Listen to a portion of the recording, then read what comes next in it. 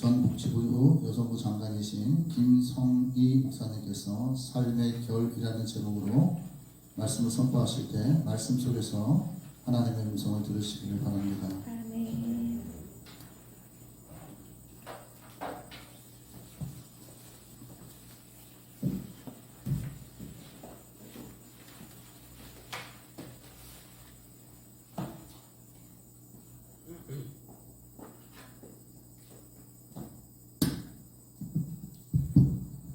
예, 반갑습니다. 정말 은혜로운 아침입니다. 네, 이렇게 모처럼 소기천 목사님을 비롯해서 또 예수학교에서 헌신하시는 분들과 함께 아침 예배를 드리게 돼서 하나님께 감사드립니다. 감사합니다. 여러분 안녕하셨습니까? 얼마나 행복합니까? 가족, 친구, 동료들과 인간관계는 다 좋은가요? 문제가 없으세요? 또 여러분이 지금 살고 있는 이 세상이 희망이 넘쳐납니까? 즐거움이 넘쳐납니까? 오늘 앞서 기도에서도 말씀하셨지만 지금 우리는 안녕치 않습니다. 불안하고 불평스럽고 뭔가 스트레스가 꽉 찬 그런 기분입니다. 결코 우리 사회를 지금 보면은 안녕하다고 할 수가 없습니다. 안녕이라고 하는 것은 삶의 만족스러운 상태를 말합니다. 삶의 그 만족스러운 상태를 또 지표화하기도 하죠. 그래서 한마디로 말하면 삶의 질, quality of life, 삶의 질, 가지고 삶의 질에 대한 지표 연구들도 많이 해요. 어떤 개인이나 또는 사회가 삶의 질이 어떤가, 좋은가 나쁜가, 안녕한가 그렇지 않은가, 또 그 사회는 어떤 수준에 있는가 이런 연구들도 합니다. 그래서 우리가 다 잘 아는 것 같이 GDP, GNP 이런 얘기하잖아요. 국민 총생산, 또는 국가의 총생산 이런 얘기를 하면서 총생산력이 높은 나라는 그렇지 않은 나라보다 삶의 질이 좋을 것이다 이렇게 얘기하죠. 그렇잖아요. 그래서 우리가 과거에는 100불 시대였다 이런 얘기는 수도 없이 들었죠. 100불도 안 됐다. 그런데 지금은 엄청나게 수백 배랄까요? 이렇게 커졌다 이런 얘기들을 해요. 수백 배 행복해졌나요? 삶의 질이 좋아졌나요? 그렇지 않죠. 그래서 이 지표가 갖고 있는 한계가 있기 때문에 또 건강, 교육, 소득 이런 걸 합쳐서 HDI 지표라는 것도 또 만들었어요. 그래가지고 건강도 보고 교육 수준도 보고 또 소득도 보는 그런 지표들도 있어요. 그리고 또 그 인구학 요새 최근에 저출산, 저출생 이런 것 때문에 인구학에 다시 관심을 갖는데 저도 예전에 인구학을 조금 공부를 했어요. 그래서 인구학에서의 삶의 질, quality of life 하면 거기는 또 세 가지를 얘기해요. 영아 사망률, 그 다음에 평균 수명, 그리고 문맹률 이런 얘기를 해요. 말하자면은 영아 사망률 그러면은 건강 상태를 말하죠. 예전에는 우리가 아이를 낳으면은 3분의 1 정도 되는 아이들이 100일 전에 또는 한 돌 맞기 전에 죽었죠. 그래서 영아 사망률이 높았죠. 그러나 보건시설이 좋아지면서 영아 사망률이 떨어져서 요즘에는 아이 낳고 그 아이가 성장하는 과정에서 사고가 나는 경우는 없어요. 그러니까 예전에는 그게 많았기 때문에 100일 잔치도 하고 돌잔치도 했던 거죠. 그 다음에 평균 수명. 요새는 오히려 많이 살아서 걱정이잖아요. 그래서 운이 좋아야 100세 전에 죽는다. 뭐 이런 얘기가 하잖아요. 이제는 진짜 많이 사는 게 문제가 아니라 잘 사는 게 더 걱정되는 시대로 바뀌었어. 문맹률도 그래요. 대한민국 문맹률은 한글이 워낙 잘 돼 있기 때문에 거의 99.9%가 다 책을 읽을 수 있는 수준으로 갔어요. 특별한 장애가 있기 전에는 문제가 없습니다. 그러면 우리 영아 사망률 떨어졌죠. 평균 수명 세계 첨단을 가고 있죠. 그 다음에 문맹률에서 고통받고 있는 사람 없죠.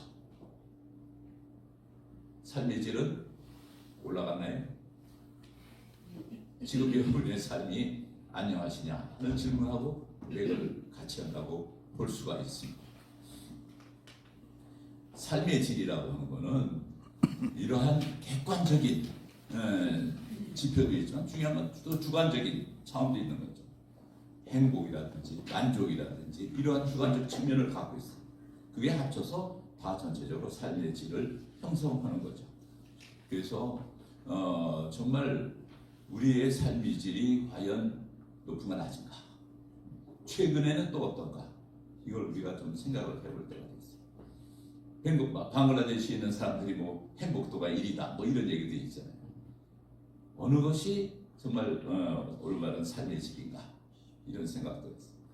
예전에 그 삶의 질, 퀄리티 오브 라이프를 또 삶의 결이라고 번역하는 사람도 있었어요. 그래서 참 그걸 듣고 처음에는 생소하다 이렇게 느꼈는데, 삶의 결 하는 게 어떤 면에서 참 다가온다 이런 거였어요. 우리가 우리의 삶의 결이 거칠다, 부드럽다, 뭐 이게 더 훨씬 더 질보다도 더 다정다감한 면이 있는 것 같아요. 주관적인 속성을 많이 포함하고 있는 게 삶의 결이 아닌가, 이런 생각을 한 적이 있습니다. 더욱이 이거는 삶의 결은 삶의 질과 달리 한글말로 되어 있잖아요. 우리 글이잖아요. 그러니까 더 우리한테 다가오는지도 모릅니다. 그래서 우리 삶의 질을 다른 말로 삶의 결이라고 했을 때 정말 어느 상태인가, 거친 거는 다 알아요. 지금 지금 우리 상태를 갖다가 부드럽다 이렇게 말하는 사람은 아무도 없을 것 같아요. 어때요?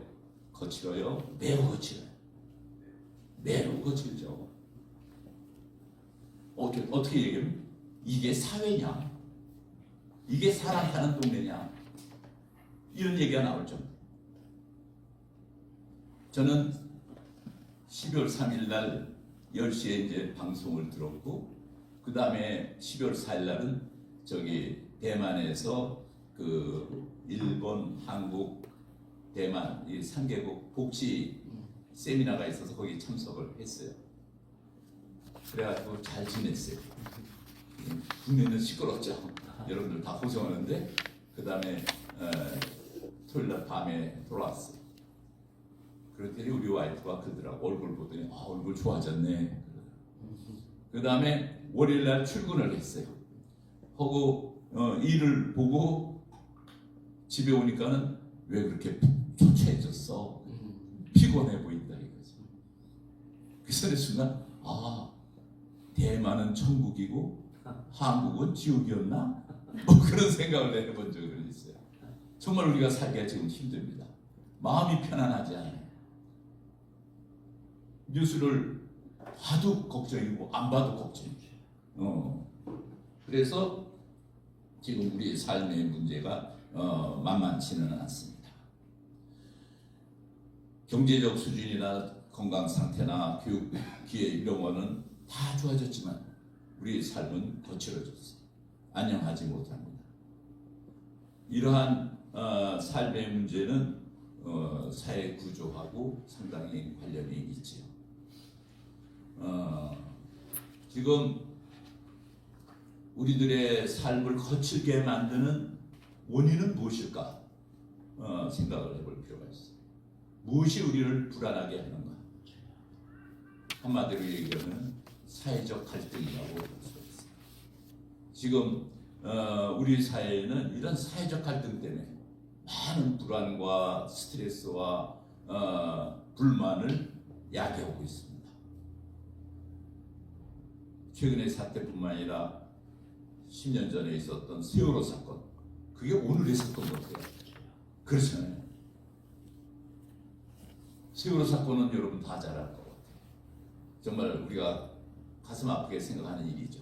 수많은 어린 학생들이 물에 빠져서 목숨을 잃는 그런 사건으로서 전 국민이 안타깝게 눈물을 흘렸어요. 그리고 이러한 사건은 국민들에게 트라우마를 주죠. 그래서 우리한테 많은 트라우마를 줬어요.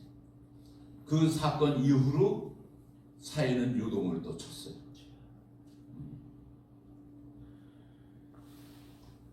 근데 역사적으로나 인간적으로나 삶을 보면은 사건 사고는 언제나 일어나게 돼 있어요. 그렇잖아요. 불행한 일이지만 삶이라는 거는 항상 매끄럽지만 않고 비단길 같지는 않죠. 근데 이러한 어떤 사고가 생기고 트라우마가 발생을 하면은 그 다음에는 이 트라우마를 어떻게 하느냐가 중요한 거예요.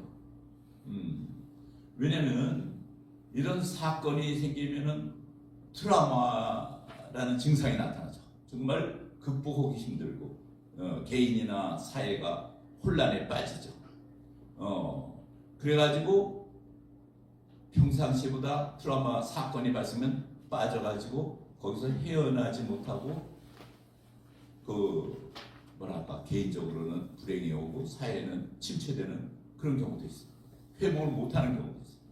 또 이런 사건이 나면 즉각 트라우마 증상이 나타나지도 않고 한참 지나면서 나타나면서 만성화되는 경우도 있어요. 트라우마도 늦게 일어나고 만성화. 그 다음에 또 이 트라우마를 겪고 다시 회복되는 경우도 있어요. 또 어떤 경우에는 이것이 회복만 될 뿐이 아니라 예전 상태보다도 더 건강해지는 경우도 있어요. 그러니까 사회라는 건 계속 발전하기 때문에 어떤 사건 사고가 났다고 해서 항상 후퇴하는 건 아닙니다. 그거보다 트라우마로 잠시 주춤하고 바닥을 쳤다가 다시 올라가죠. 개인이나 사회가 정신적으로 건강할 경우에는 트라우마 이후에 그 어려움을 겪지만은 개인이나 집단이 회복하고 경우에 따라서는 예전보다 더 건강한 상태로 될 수가 있습니다. 그게 역사죠. 이 정신적 건강 상태를 한마디로 하면은 영적 건강이다. 이렇게 얘기할 수가 있어요. 그래서 영적 건강은 이게 왜 중요하냐면은 그 영적 건강은 그 회복 탄력성이라는 걸 갖고 있어요. 리질리언스. 회복 탄력성을 갖고 있어요. 그래서 다시 어려운 경우에서도 삶의 제 의미를 발견하고 도전해가지고 극복하는 힘을 줍니다. 그것이 회복 탄력성이에요. 영적 건강이 갖고 있는 힘이죠. 그래서 세계 보건기구에서는 이 영적 건강, spiritual health, 이것이 삶의 질을 결정하는 핵심 요소다. 이렇게 얘기합니다. 말하자면은 신체, 정서, 사회 전체 건강을 이루는 핵심은 영적 건강이다. 이렇게 얘기하고 있는 겁니다. 그러니까는 영적 건강이라는 것은 삶의 의미, 또 자신과 타인, 그리고 자연과 세계, 또 신과의 그 조화로운 관계를 통해 가지고 평화와 가치 체계 신념을 유지시켜주는 기능을 하고 있는 거죠. 그러니까는 이것은 곧 쉬운 말로 보면 신앙심이 되고 그것이 우리 신앙인이 가져야 될 본분이기도 합니다. 지금 우리 사회는 이런 트라우마가 발생했을 때 이를 치유하려고 하기보다는 더욱 상처를 크게 내고 있는 거예요. 세월호 사건을 보세요. 세월호 사건이 났을 때 거기 빠진 가족들을 위로하는 것이 아니라 그 가족들을 계속 행사에 불러내고 해가지고 계속 울게 만들죠. 우리가 눈물이라고 하는 건 치유의 눈물도 있지만은 분노와 그 어떤 불만과 울분의 그런 눈물이 돼서는 안 되겠죠. 상처난 거를 더욱 상처내고 해가지고 10년 이상 끌고 와서 세월호 사건이 바로 어제의 사건 같잖아요. 우리가 하도 TV에 일주일 내내 배가 물에 빠지는 장면을 봤기 때문에 지금도 눈에 선해요. 그렇죠. 그거는 치유의 기능이 아니라고 볼 수가 있는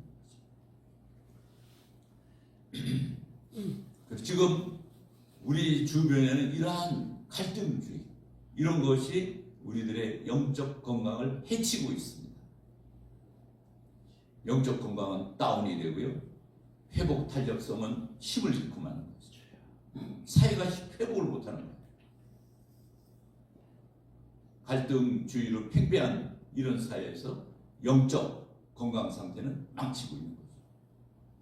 영적 건강이라고 하는 거는 뭐 갈등주의로 인해서 대립, 또 투쟁, 그 다음에 분열, 상호 적대감, 이거 가르쳐주는 게 갈등주의 아니에요.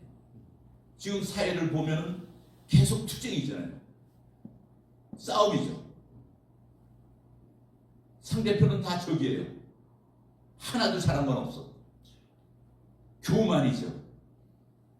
나는 정이고 상대는 불이다. 그게 교만이죠. 그래가지고 사회는 용서도 안 하고 화해를 할 생각도 안 하는 거죠. 평화가 없습니다. 지금 평화 얘기하는 사람 아무도 없어요. 지금 화해하자 얘기하는 사람 다 없어졌어요.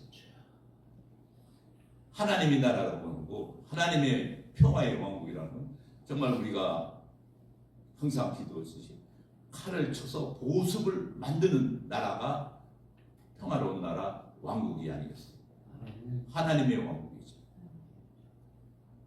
그래서 이러한 갈등주의 사회에서는 이 모든 공동체 구성원들이 서로를 신뢰를 해요. 뭐 공동체 자체가 존재하기도 어려운 거죠. 거기서 연대, 협력 이런 얘기는 없어요. 나한테 조금이라도 불이익이 오면은 다 적이고 불이죠. 나는 정이고 상대는 불이에요. 우리 사회를 보면은 정말 모든 게 갈등 속에서 우리가 있어요. 그래서 이런 지속적인 갈등 상태, 뭐 최근의 것만 따지면은 뭐 옛날 문제 막 얘기할 것도 없고, 최근에 그 세월호 사건 이후 한 10년간 우리 사회를 이렇게 보면은 이렇게 계속 국민들에게 스트레스를 심어주고 있죠. 불안을 심어주고 있죠. 분노하고 만들고 악을 쓰게 만드는 거죠. 개인의 정신건강과 집단의 정서는 이미 바닥을 쳤습니다. 관계를 회복하려고 하는 움직임도 찾아보기가 어렵습니다. 이러한 것은 우리들 정신건강을 약할 뿐만 아니라 영적 무지의 상태로 지금 들어가고 있는 거죠. 영적 무지. 교회에 하나님이 있습니까? 우리 교회 곁에 하나님이 보입니까? 교회가 분열이 되고 서로 비방하고 그 다음에 떠나가는 성도는 왜 저렇게 떠나가나 걱정은 되지만 행동은 안 하고 있어요. 정말 교회뿐만 아니라 국가나 사회나 모든 게 지금 요동치고 있죠. 국민은 생각도 없어요. 무감각해졌습니다. 이러한 영적 무지로 피폐해진 사회에서 우리 기독교 교인들은 무슨 일을 해야 될까? 정말 기도할 때라고 생각이 듭니다. 사랑과 정의를 실천하고 정말 사회 치유와 정의 회복에 의해서 기도를 해야 될 겁니다. 퀄리티 오브 크리스천 라이프, 기독교인의 삶의 질은 무엇인가 생각할 때입니다. 국민의 삶의 질과 그보다 더 높아야 되지 않겠습니까? 크리스천의 삶의 질은 뭐 우리 다 아는 거죠. 첫째는 하나님과의 관계죠. 둘째는 사랑의 실천이죠. 셋째는 공동체의 삶이죠. 우리가 더 하나님의 관계와 사랑의 실천과 공동체의 삶, 이것이 우리 사회와 내 몸속에 스며들도록 더욱 기도할 때라고 생각이 듭니다. 기독교인으로서의 삶의 질을 높여달라고 기도해야 되겠습니다. 기독교인의 삶의 질은 정말 하나님 나라의 본질과 연결되어 있습니다. 예수님은 말씀하시잖아요. 하나님의 나라는 너희 안에 있다. 정말 최고의 삶이라는 것은 하나님을 우리가 받아들이는 거죠. 그래서 오늘 성경 부분에서 얘기하는 것처럼 아무것도 걱정하지 마.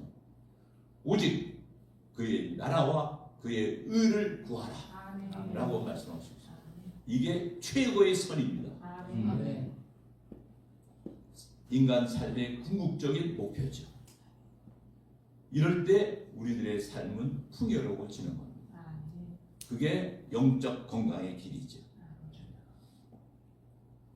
이러한 영적 건강은 정말 우리로 하여금 우리만 한 것이 아니라 사회 정의와 공동체 형성에 노력하라고 말씀하고 계십니다. 그래서 우리가 정말 어떻게 지금 이렇게 싸우는 사람들이 칼을 보습으로 만들어서 정말 하나님의 왕국을 우리가 만들 것인가 기도해야 돼요. 지혜를 달라고 여쭤야 되겠죠. 화평하게 하는 자는 복이 있나니 그들이 하나님의 아들이라 일컬음을 받을 것입니다. 화평하는 자가 되어야 됩니다. 오해와 상처를 치유하고 화해의 길을 여는 길잡이가 되어야 한다고 생각합니다. 우리는 더욱 나가서 불의에 대해서도 강하게 싸워야 될 거라고 믿습니다. 사람이 여호와께 무엇을 구할까? 공의를 행하며 인자를 사랑하며 겸손히 네 하나님과 함께 행하는 것이 아니냐. 미가서에서 말씀하시죠. 영적 건강은 상처의 치유뿐 아니라 적극적으로 불의에 대해서 대항하여 정의를 세우는 힘을 말합니다. 에드문드 버크는 이런 얘기를 했습니다. 악이 승리하는데 필요한 유일의 조건은 선한 사람들이 아무것도 하지 않는 것이다. 선한 사람이 아무 일 안 할 때 악은 승리하는 겁니다. 지금 우리 사회를 보세요. 누가 이기고 있습니까? 매스컴을 보세요. 1,000편일률하네. 한 사람은 무조건 죄인이고 다수는 무조건 정의해. 불의가 정의를 이기고 있지 않습니까? 불의가 정의가 되는 세상이죠.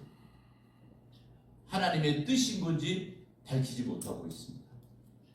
우리는 그 구약의 예언자들이 했듯이 죄악과 부패를 지적하며 하나님의 공의를 선포해야 될 줄 압니다. 아모스서에 있는 것 같이 오직 정의를 물같이 공의를 마르지 않는 강같이 흐르게 할지어다. 정의와 공의를 위해서 헌신해야 될 줄 압니다. 정의로운 목소리를 내야 합니다. 불의와 싸워야 합니다.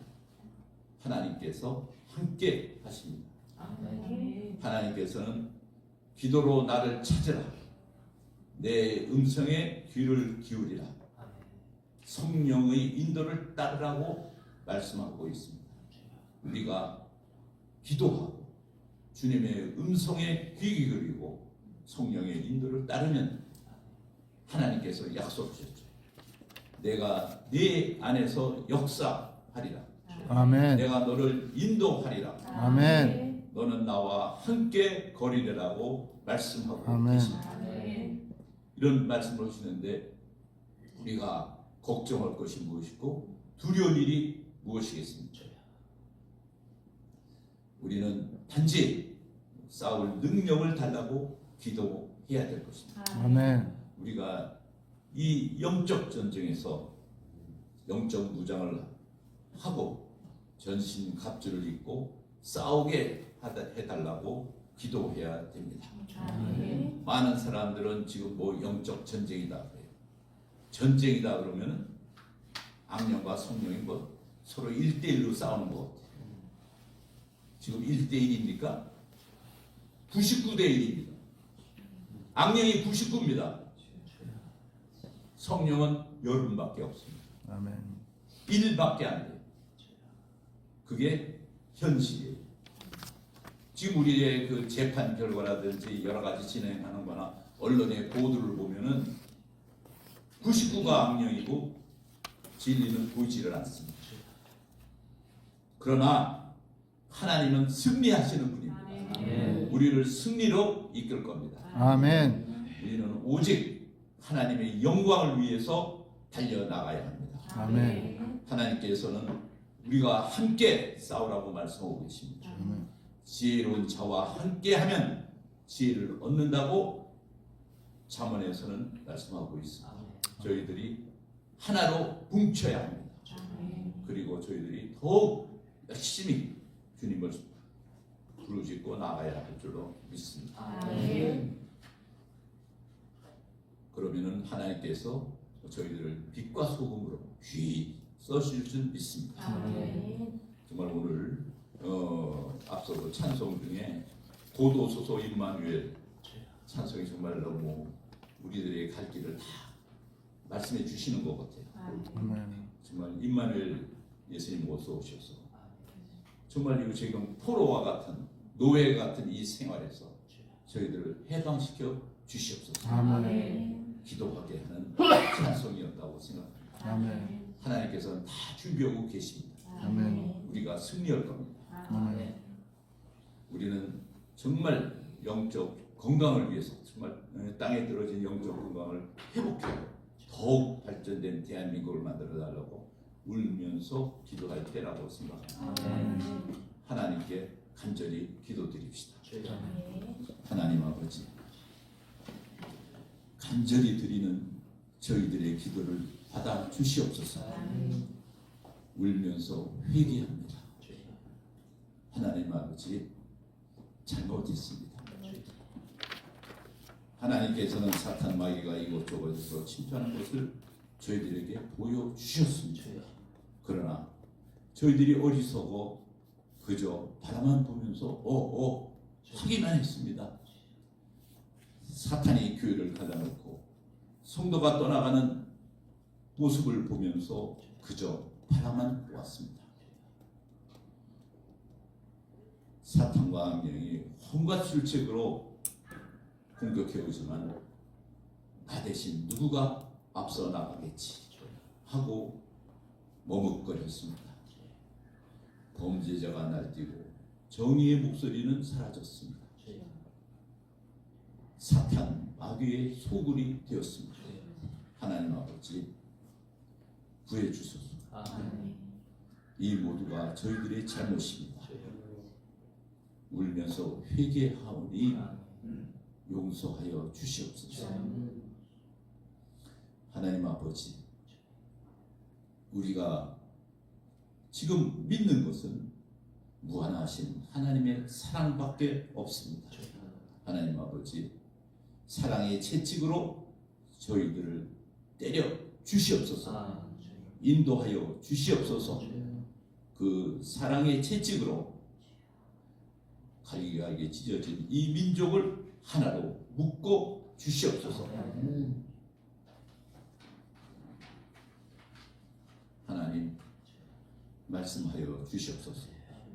하나님이 저희들이 하여야 할 일을 말씀해 주시면 어떤 명령이든지 따르겠습니다.